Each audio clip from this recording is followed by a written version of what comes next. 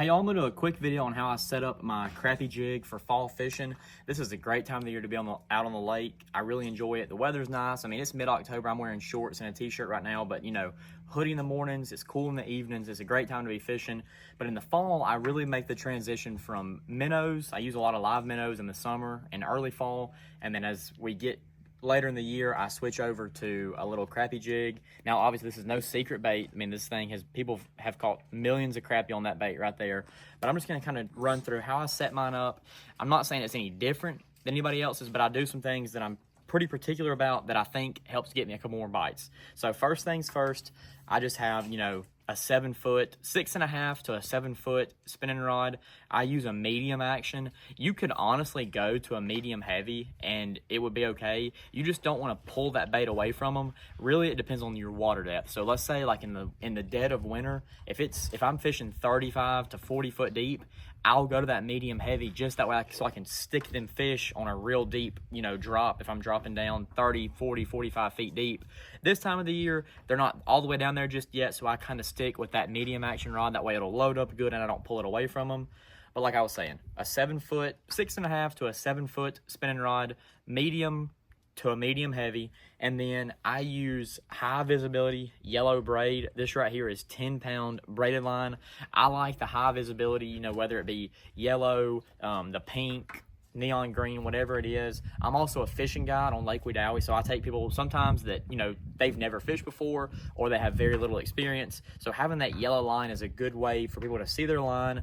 You can see if you get that bite. So like I said, I like the high visibility braided line, and then I go to an 8-pound fluorocarbon leader. You might not be able to see it, but you can see the braid to the clear line. That's 8-pound fluorocarbon. I'll go down to 6-pound as well.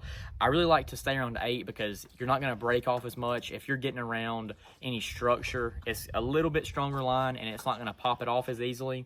And then one thing that I do is, you can see I have 2 split shots on my line, about a foot to 15 inches above the hook.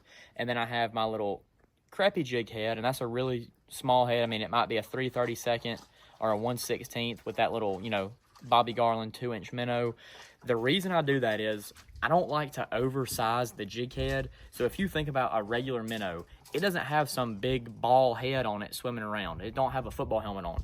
So I don't like to make my crappie jig head super oversized. Like, let's say that I need to get it down there 30 foot, 25 foot.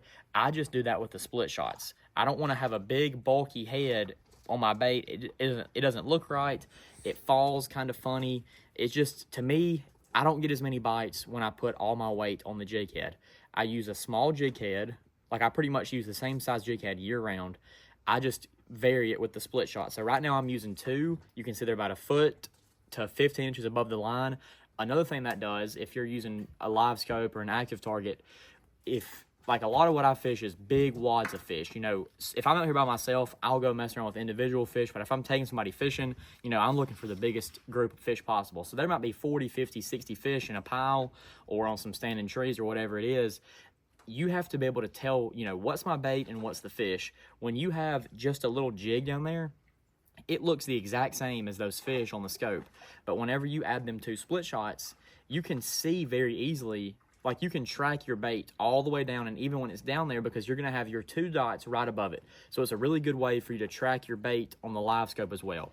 So like I said, fall of the year, doing some crappie fishing, it's time to start getting the jig out. You can get a lot of bites. I honestly think that throughout the year, I catch 75% of my fish on minnows, but I feel like I have caught bigger fish on the crappie jig. It's something about, you know, you kind of make them work for it a little bit, and it seems like those big ones will come out to play and try to bite it. But 7 foot spinning rod, 10-pound high vis braid, 8-pound fluorocarbon leader, and then, like I said, a fairly small jig head, you know, 1/16, 3/32, and then I use split shots.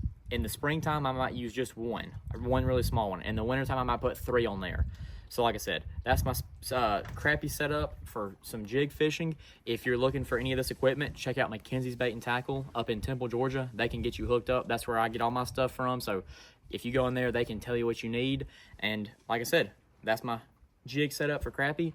Thank y'all for watching. If you got any questions, leave them down below. I'll try to answer them. And make sure you leave a like and subscribe to my channel. Thanks.